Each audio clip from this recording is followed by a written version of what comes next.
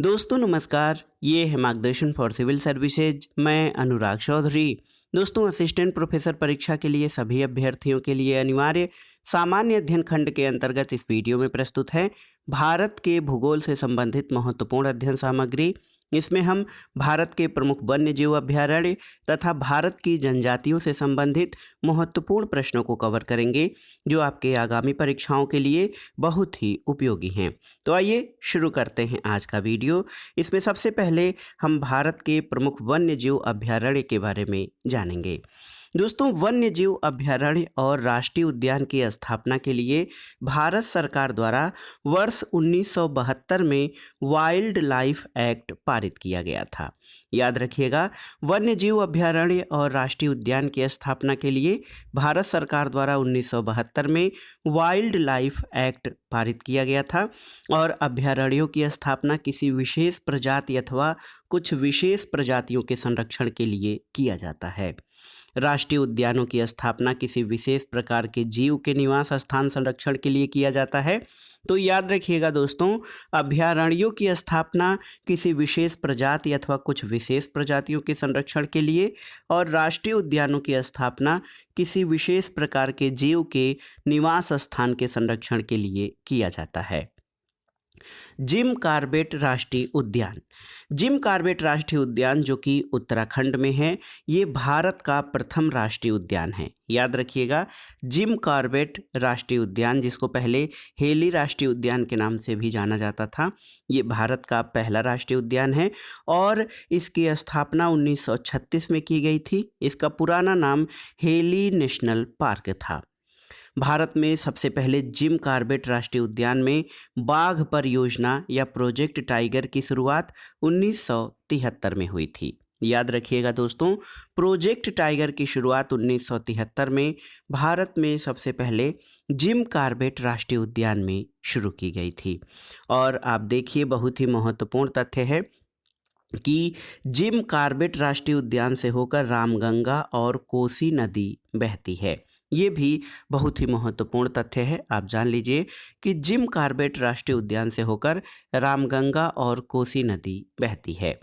अगर भारत के सबसे बड़े बाघ रिजर्व की बात की जाए तो देख लीजिए, भारत का सबसे बड़ा बाघ रिजर्व नागार्जुन सागर श्रीशैलम आंध्र प्रदेश में है और तेलंगाना में इसे अब अमराबाद बाघ रिजर्व के नाम से जाना जाता है।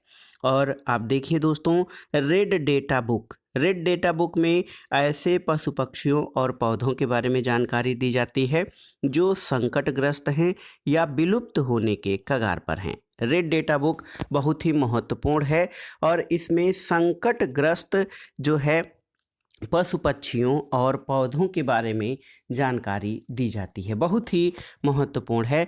और दोस्तों, आपकी जानकारी के लिए बता दें कि सबसे पहले 1963 में सर पीटर स्कॉट ने अंतर्राष्ट्रीय रेड डेटा बुक की परिकल्पना की थी। याद रखिएगा, पीटर स्कॉट ने।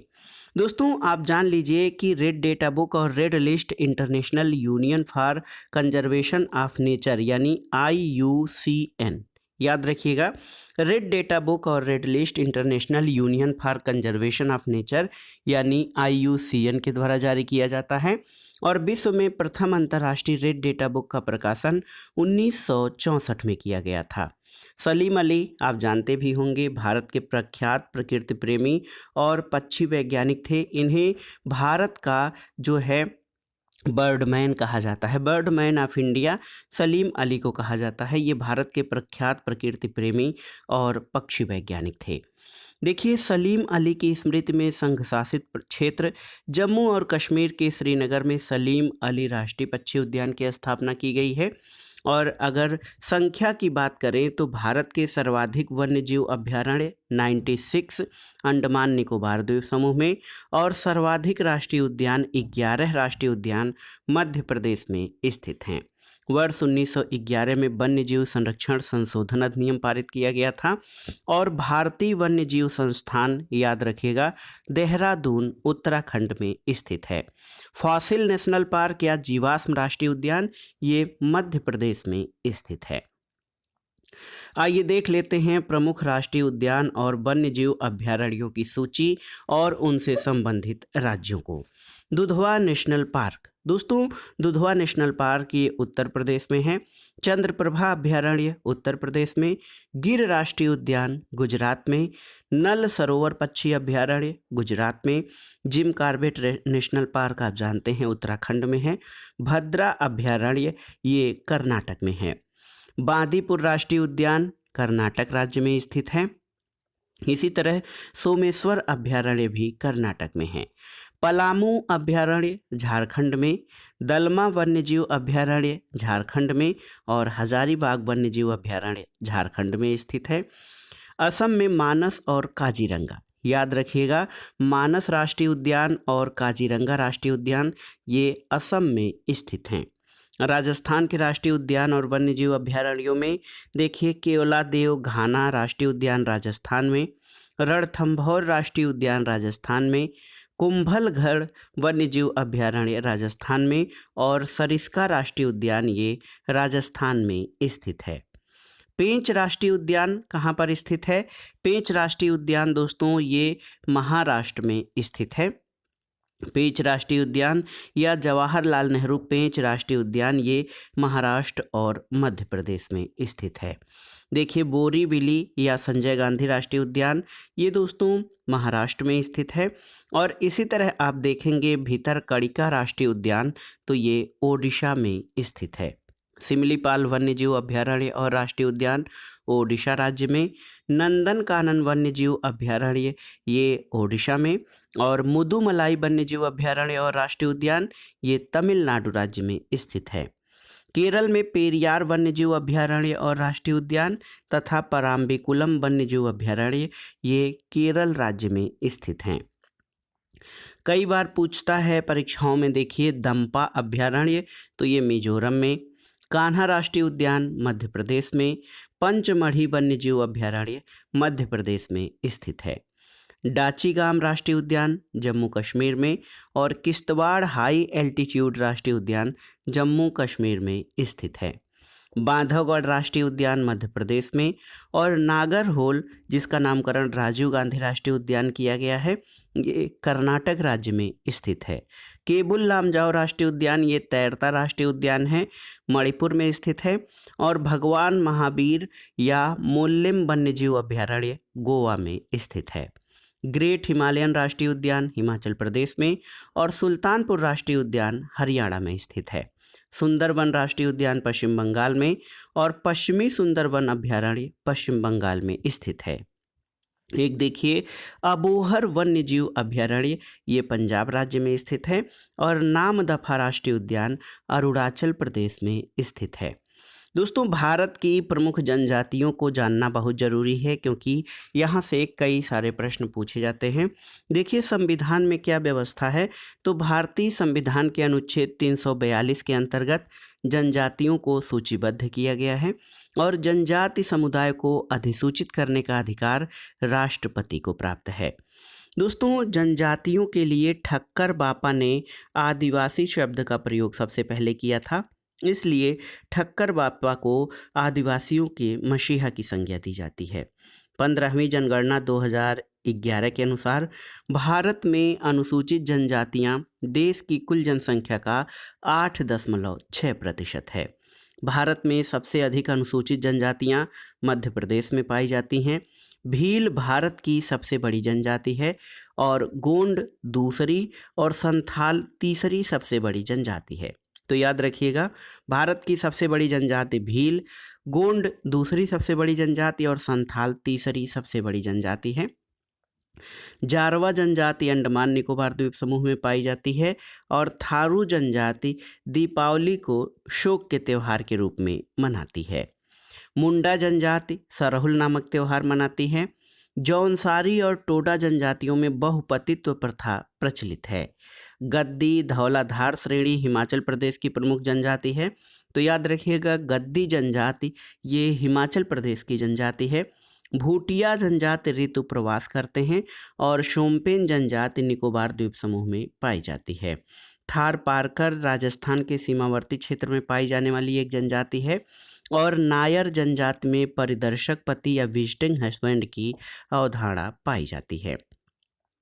भारत की प्रमुख जनजातियों के स्थानिक विवरण देख लेते हैं दोस्तों, ये भी बहुत ही महत्वपूर्ण है। अंडमान निकोबार द्वीप समूह में जो जनजातियां पाई जाती हैं उनमें आप देखिए सेंटनलीज, ओंगे, जारवा, सोमपेन और निकोबारी। तमिलनाडु में कुरुम्बा, कानिकरन, टोडा और कोटा जनजाति। आंध्र प्रदेश में चेंचू, कोया, गडाबा, लंबाडा, सवारा और येनाडी जनजाति। इसी तरह तेलंगाना में कोया, कोंध, चेंचू, कुलिया और गडाबा जनजातियाँ। पंजाब में सांसी जनजाति है दोस्तों। केरल में देखिए मलयन, पुलया, कुरुमन, उराली और कादर जनजाति। कर्नाटक में पारध, यारावा, नैकदा जनजातियाँ। गुजरात में भील, चारण और कोली। महाराष्ट्र में भील, धनवार, कोली, वर्ली और गोंड जनजातियाँ। राजस्थान में देखिए कई जनजातियां हैं, मीणा, भील, गरसिया, सहरिया, कोली और डमोर। और हिमाचल प्रदेश में गद्दी जनजाति, किन्नौर, जद, भोट और गुर्जर जनजातियां। जम्मू कश्मीर में बकरवाल, गुज्जर, ये मुस्लिम है गुज्जर, और गद्दी तथा चांगपा जनजाति। लद्दाख में देखिए बाल्टी, बेटा, बाट, बोटो, चांगपा, ब्रोकपा, ड्रोकपा, डाड, सिन, गर्रा, सोम और पुरीगपा जनजातियाँ। उत्तराखंड में भी कई जनजातियाँ पाई जाती हैं, इसमें थारू, भोटिया, बुक्सा, जौनसारी और राजी प्रमुख हैं। ओडिशा में मुंडा, खरिया, भूमिन, संथाल, हो, कोल, उरांव और सवर जनजातियाँ पाई जाती हैं। झारखंड में दोस्तों याद रखिएगा संथाल, मुंडा, हो, बिरहोर, कोल, भुइया और असुर जनजातियाँ। इसी तरह मध्य प्रदेश में जो भारत की सबसे बड़ी जनजाति है भील जनजाति, गोंड जनजाति, पहाड़ी मारिया, मूरिया, बैगा, कोल और कमार जनजातियाँ पाई जाती हैं। छत्तीसगढ़ में अगर जनजातियों की बात करें तो छत्तीसगढ़ में मुरिया, कंवर, सहरिया, खोंड, गोंड और अबूझ मरिया जनजाति। मेघालय में गारो, खासी, जयंतिया, कुकी और मिकिर जनजातियाँ। मणिपुर में कुकी और मैढ़ी जनजाति।